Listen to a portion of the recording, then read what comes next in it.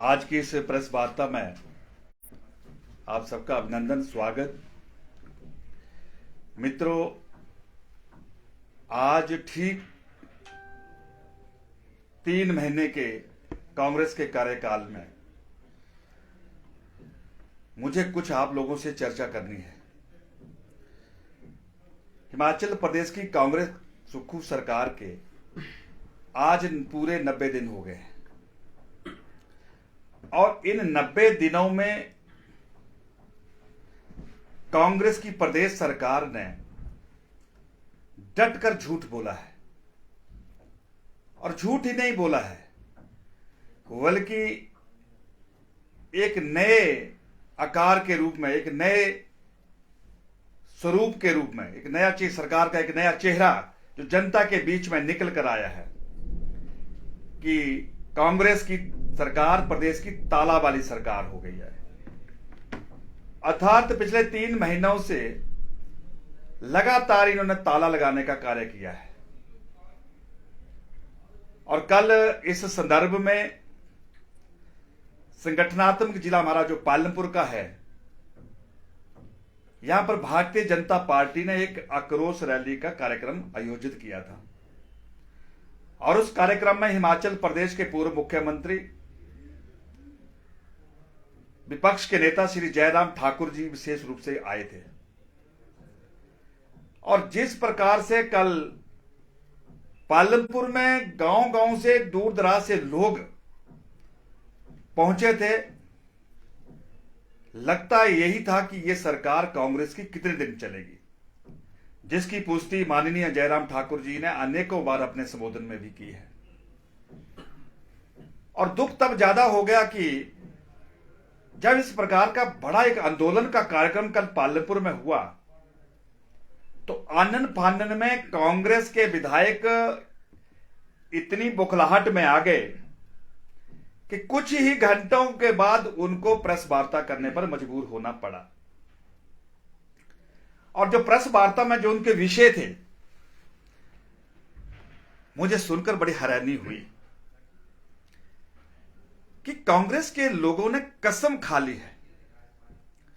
लगता है कि जिस प्रकार चुनाव में झूठ बोलकर, छल करके सत्ता हासिल की है, उसी प्रकार हम अपने सत्ता के इस कार्यकाल में भी जनता के साथ झूठ बोलकर अपना कार्यकाल पूरा कर लेंगे। हैरानी तब ज्यादा हुई कि माननीय विधायक महोदय ने कहा कि सुक्खू सरकार ने पिछले 3 महीने में पालमपुर को बहुत कुछ दिया है, कई तोहफे दिए हैं। और मैं ये मानता हूं कि बिल्कुल उन्होंने सही कहा। जो सुक्खू सरकार ने पालमपुर को जो तोहफे दिए हैं, उनको कौन भुला सकता है, उनको कैसे भूला जा सकता है। हम बार बार कहते रहे कि पालमपुर के लिए एक कलंक है कि हिमाचल प्रदेश के लिए बच्चों को एक जनरल नॉलेज में प्रश्न आता था कि बताओ वो कौन सा विधानसभा क्षेत्र जहां पर अपना विकास खंड ही नहीं है, और बच्चे एकदम बोलते थे पालमपुर। और हम बोलते थे बताओ कि पालमपुर में किसकी सियासत रही, तो प्रश्न आता था कि 4 पीढ़ियों वाला एक ही परिवार। अब मैं ये कहना चाहता हूं कि विकास की एक, जो मैं बार बार कहता हूं, एक आधार धुरी या इंजन कह लो, वही नहीं था तो पालमपुर में विकास की कल्पना कैसे कर सकते थे। और मैं इसलिए कहता हूं कि हमें इस बात का फक्र है।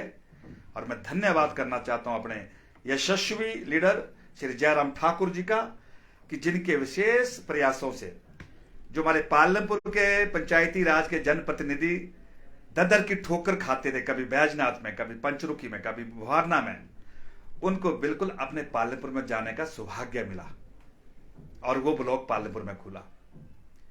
और पालमपुर में ब्लॉक कहां खुला, किसी की प्राइवेट बिल्डिंग में नहीं खुला। यह हमसे गलती हो गई है। अगर किसी की प्राइवेट बिल्डिंग में दफ्तर खुलता तो शायद वो उसमें ताला नहीं लगता। हमारे से गलती क्या हो गई कि एक जमाने का वो सब डिवीजन का कार्यालय होता था, जिसमें उसमें बैजनाथ भी, जसिंहपुर भी, सुलह भी, पालमपुर भी, इस प्रकार का एक बड़ा सब डिवीजन पालमपुर का था। और वो कार्यालय उस भवन से चलता था।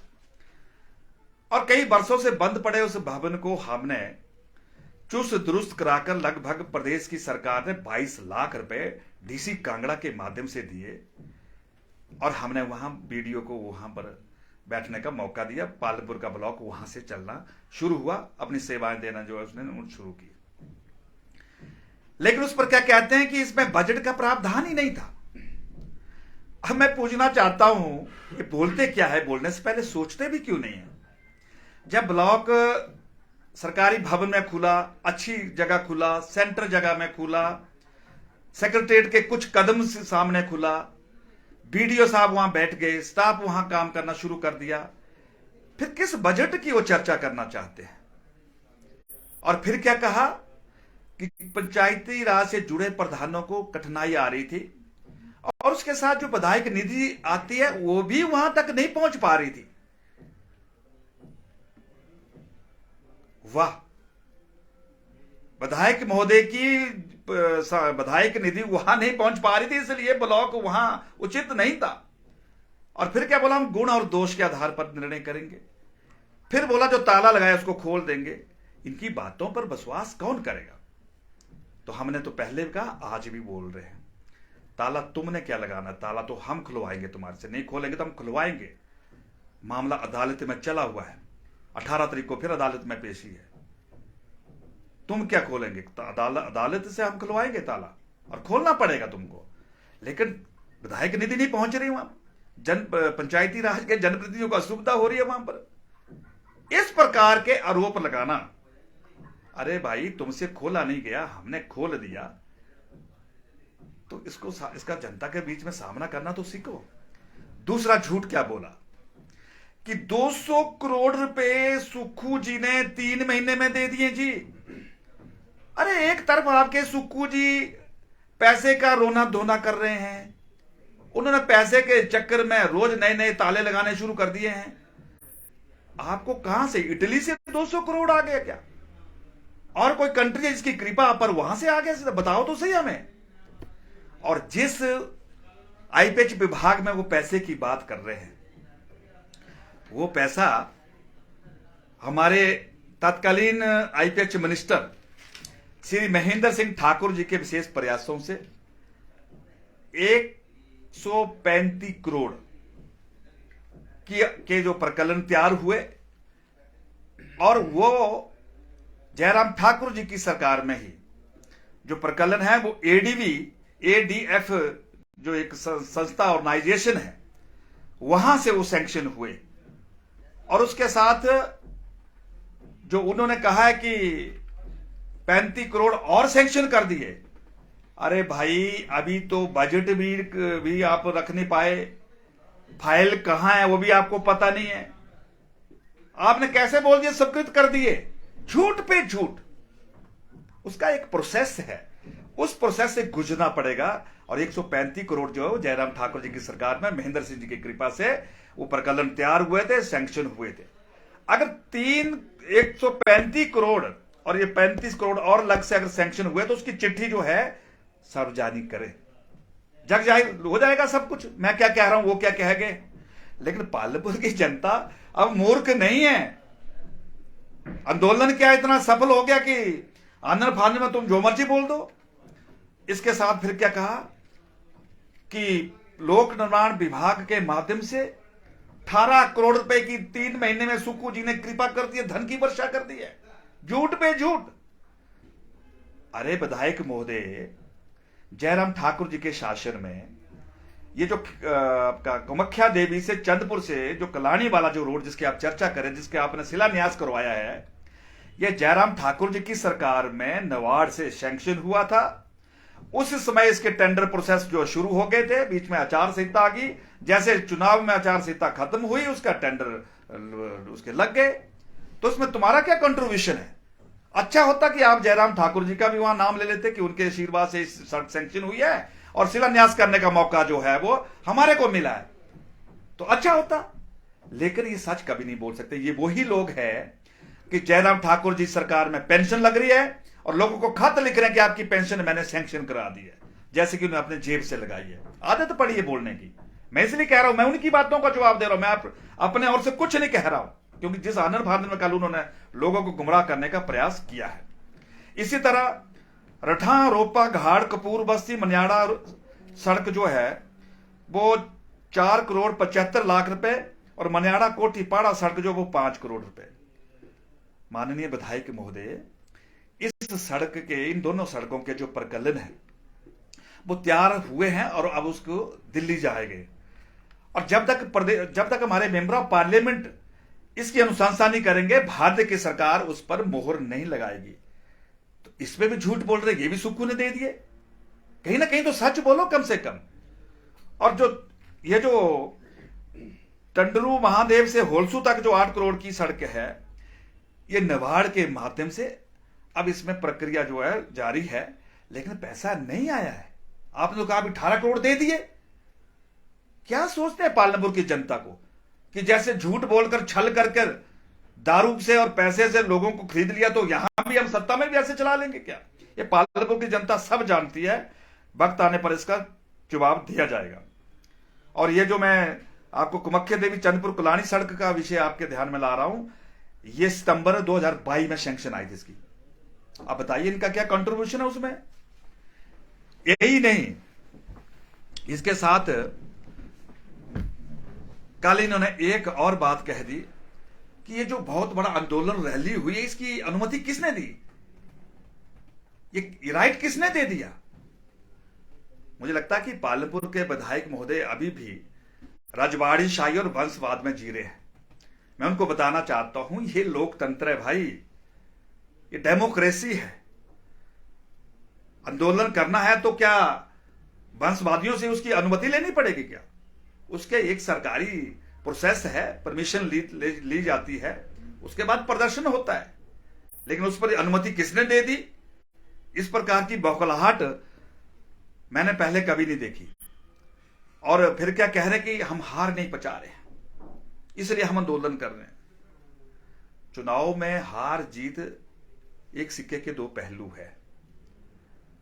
तुमने ज्यादा खरीदने में जो दिलचस्पी दिखाई, हम नहीं कर पाए, आप सत्ता में आ गए, आपने गारंटियां दी, आपने बहनों को 1500 रुपए के पेंशन देकर ठगने का काम किया, आपने हमारे नौजवानों को जो है वो एसओपी पहले कैबिनेट में लाने का झांसा दिया, आपने 300 मेगावाट जो है 300 यूनिट बिजली फ्री देने की बात की, उनको 2 रुपए गोबर खरीदने की बात की, 100 रुपए दूध खरीदने की बात की।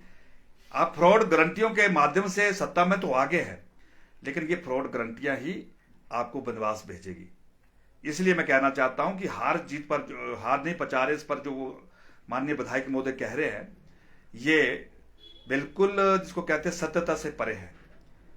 इसी के साथ एक और चीज बार बार कह रहे हैं कि जयराम ठाकुर जी 75,000 करोड़ का कर्जा छोड़ गए, जबकि इनकी कांग्रेस की प्रदेश अध्यक्षा पहले बोल चुकी है, अनेकों बार इनके नेता भी बोल रहे हैं। इनको क्यों नहीं समझ में आ रहा है कि भाई जब जयराम ठाकुर जी ने सत्ता संभाली थी, जो तो प्रदेश में 48,000 करोड़ का कर्जा था, वो कांग्रेस सरकार ने छोड़ा था।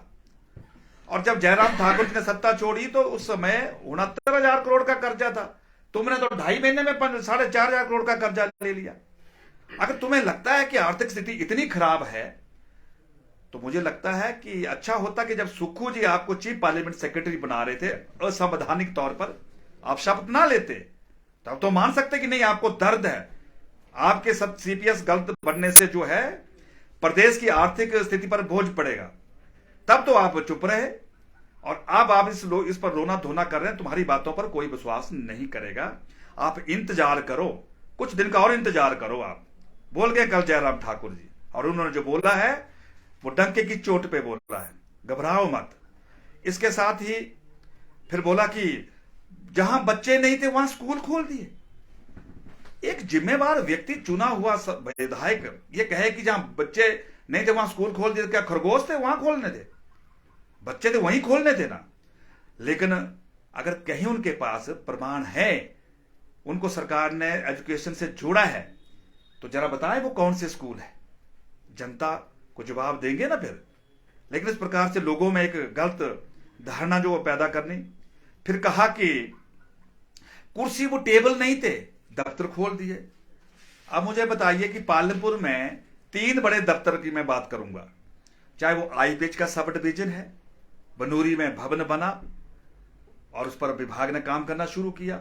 पालमपुर का ब्लॉक कहां बना सबको पता है। चचिया में सब तहसील बनी, पता कहां बनी। तहसीलदार ने काम करना शुरू कर दिया, स्टाफ साथ में काम कर रहा था, कंप्यूटर सारे लगे थे। तो और कितने कुर्सी टेबल चाहिए थे। इसको लेकर भी उन्होंने जनता को गुमराह करने का प्रयास किया और फिर कहा कि पालमपुर में परिवार की आर्थिक स्थिति का सुधार हो, उसके लिए हम पूरा प्रयास करेंगे।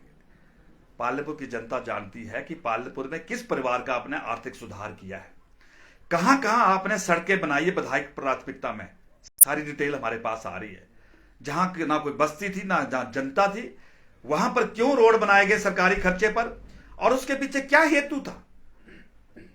कितने प्रॉपर्टी डीलर्स आपने जिनका पोषण किया, ये सारी बातें ध्यान में है और इस पर आने वाले समय में इस पर भी चर्चा होगी, उचित समय पर और ठीक मंच पर होगी। इसलिए पालमपुर के किस परिवार का आपने आर्थिक सुधार किया है उसकी भी चर्चा होगी आने वाले समय में।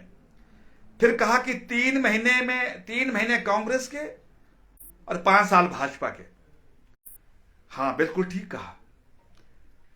5 साल में जयराम ठाकुर जी ने कहीं भी तालाबंदी नहीं की और तुमने 3 महीने में डट कर तालाबंदी की। ये फर्क है। हम आपका मुकाबला तालाबंदी में नहीं कर सकते हैं, ये बात माननी पड़ेगी।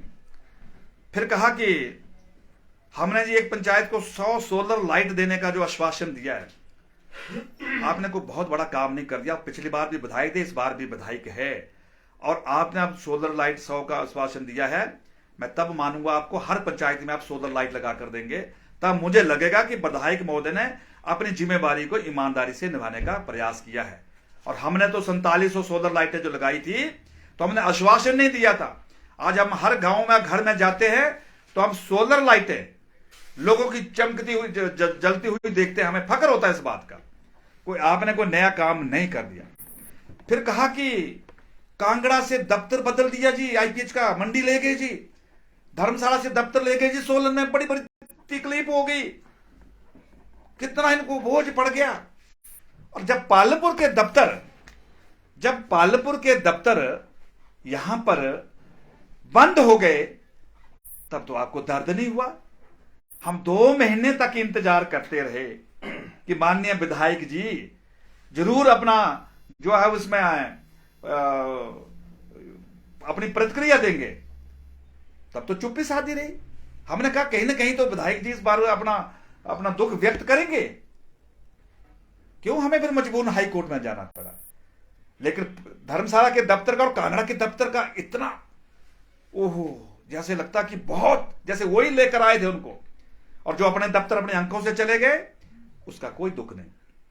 इसलिए मैं आज फिर आपके साथ कहना चाहता हूं, इन्होंने क्या दफ्तर ताले खोलने, ताले तो हम खुलवाएंगे। एक एक दफ्तर जो हमारा इन्होंने बंद किया, हमसे छीना है, हम एक एक दफ्तर लेकर आएंगे। और ये जो जिले की बातें करते हैं, मैं आज चुनौती देता हूं कि माननीय विधायक और प्रदेश की सुक्खू सरकार पालमपुर का जिला बना दे, मैं राजनीति से भाग जाऊंगा। यह मेरी चुनौती है उनके लिए। यह क्या खोलेंगे जिला, जो एक पटवार खाना नहीं खोल पाए, जो चलते हुए ब्लॉक को रोक नहीं पाए, वो जिला खोलेंगे। जिला की परिभाषा ही मुझे लगता है इनको पता नहीं है। फिर जिला कौन खोलेंगे? जिन्होंने नगर निगम बनाया है। जिला कौन लाएंगे? जिन्होंने एडिशनल डिस्ट्रिक्ट कोर्ट यहां बनाया है। जिला कौन लाएंगे? जिन्होंने ब्लॉक जिसके लिए 4 पीढ़ियां नहीं कर पाई, वो जिला बनाएंगे। जिला वो बनाएंगे जिन्होंने पीडब्ल्यूडी का सब डिवीजन, आईपीएच का सब डिवीजन, तहसील जिन्होंने खोली है वो जिला बनाएंगे। और जिन्होंने कभी पटवार खाना भी नहीं खोला वो जिला नहीं बना सकते। ये मैं आपको आज बताना चाहता हूं। इसी तरह इन्होंने इस प्रकार के जो कल झूठ, जिसको कहते हैं झूठ के बाण छोड़े हैं, मुझे लगता है कि इसका जवाब देना चाहिए। और अब तो मैंने सोचा कि जहां झूठ बोलेंगे तुरंत उसका रिप्लाई इनको दूंगा, जिसके लिए मैं पीछे नहीं हटने वाला हूं। क्योंकि इनका एक स्वभाव बन चुका था, इनको बोलता ही कोई नहीं था। क्योंकि यहां एक समस्या और थी पालमपुर के अंदर, यहां पर बड़ा सामाजिक बड़ा गहरा रिश्ता था, जिसको कहते हैं ना कि एक कहावत है कि चोर चोर मसेरे भाई, वो इस प्रकार की प्रथा थी। और हमने तो कहा कि भाई हम तो अपनी मां के मौसी के नहीं हो सकते। फिर जिसने गलत किया है, झूठ बोला है, उसको हम बेनकाब करेंगे। ये जितना मर्जी चला ले, जितना मर्जी बोल ले। कभी हुआ आज तक कि किसी नई सरकार में लोगों को सड़कों पे उतरना पड़ा हो?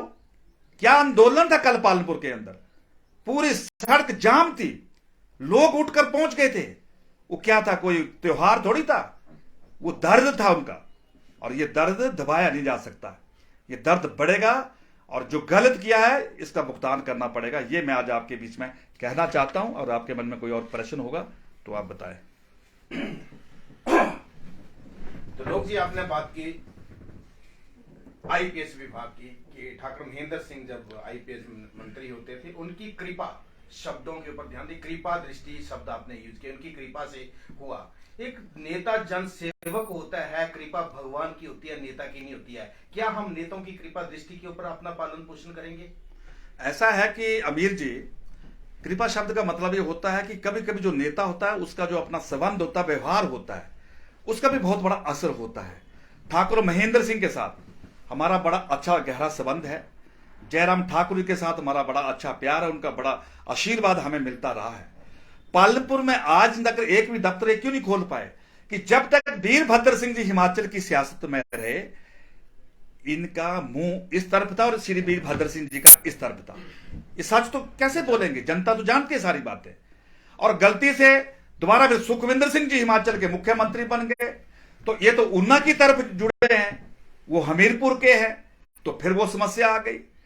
अब तो आपको पता है कि परिवार में जब डिवीजन हो गया कि एक भाई जो है वो कैबिनेट स्तर के जिम्मेवारी से जुड़े हुए हैं और दूसरे बेचारे सीपीएस बने हैं, तो उसका नुकसान कहीं ना कहीं तो फिर जनता को झेलना ही पड़ता ना जी। कपूर जी, मुख्यमंत्री पूर्व में रहे जयराम ठाकुर जी पिछले कल आए और उन्होंने खुले मंच में कहा है कि ये सरकार चंद दिनों के मेहमान है, और आप भी आज इस चीज को कह रहे हैं डंके की चोट पे। बिल्कुल। चक्रव्यूह क्या है आपका? कैसे इस रणनीति क्या हो रहेगी? किस ढंग से जो है, जो जनता का जनादेश है उसको आप किस ढंग से जो है खत्म करेंगे? पिछले 3 महीनों से बहुत कुछ नजर आ रहा है और इनको एक जो भय लगता है कि ऑपरेशन लोटस, हमने बार बार कहा कि इसकी जरूरत ही नहीं पड़ेगी। इनके जो कारनामे हैं पिछले 3 महीनों के, तालाबंदी से लेकर फजूल खर्ची से लेकर, ये इस प्रकार का बारूद इकट्ठा हो गया कि जब विस्फोट होगा तो हमारे लोटस ऑपरेशन की जरूरत ही नहीं पड़ेगी। और मैं बार बार अपने नेता की उस बात की पुष्टि कर रहा हूं, उसको सप्लीमेंट कर रहा हूं कि हिमाचल के इतिहास में सबसे कम आयु वाली सुखविंदर सिंह सुक्खू की सरकार होगी। यह बड़ा साफ है। आप जनता के बीच में जाएंगे या सिर्फ पत्रकारों के समक्ष ही अपनी बात को रखेंगे? आने वाले समय में हम जनता के बीच में जाते हैं, जा भी रहे हैं। जब से चुनाव में जो भी परिणाम रहा हो, हमने कभी ये नहीं देखा कि हम हार गए हैं। हमने जैसे पहले की तरह वैसे अब तक किसी को यह महसूस नहीं होने दिया कि हमने चुनाव लड़ा है तो शायद लगता है कि लोगों की बस क्या कपूर जो है वो लोगों से नहीं मिलेगा। मैं तो डे 1 से लोगों के